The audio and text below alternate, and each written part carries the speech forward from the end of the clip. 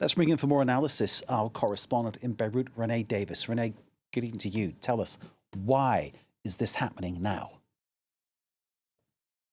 Well, it has been quite an eventful couple of days for the Lebanese parliament. Just yesterday, we had the abolition of the death penalty, then the media law bill, and now the amnesty bill has just passed. Now, there's been lots of controversy surrounding this bill for decades. As you mentioned, it's taken a long time, mainly because the MPs just could not quite agree on what type of bill to put forward. As you mentioned, there are cases of drug possession from Hezbollah that many argue were given way too longer sentences, and others from the Sunni majority MPs who argue that there are many political prisoners who have now been there for decades that don't deserve to be in prison for this long of a time. There's also the issue of overcrowding, as you mentioned, notably Rumiyeh prison, which is the biggest prison in Lebanon, just on the outskirts of Beirut, has a capacity of 2,000, and it has over 3,000 prisoners. So I think the reason why it's being discussed now is also out of sheer desperation. It is the time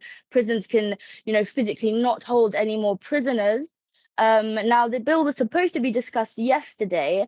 However, many MPs decided to walk out from the session after the Lebanese Prime Minister Nawaf Salam didn't let the Defense Minister Michel Menassa speak.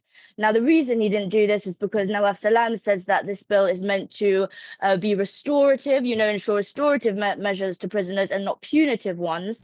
However, the Defense Minister would argue that many of these Sunni prisoners are involved with clashes that happened in the post-2005 era of Lebanon, involving the death of Lebanese soldiers. So we've had lots of controversy surrounding that. As you say, a controversial situation. Tell us more about who is likely then to be back on the streets in the wake of this amnesty. Well, despite having the absence of many MPs today in Parliament, the bill did go through.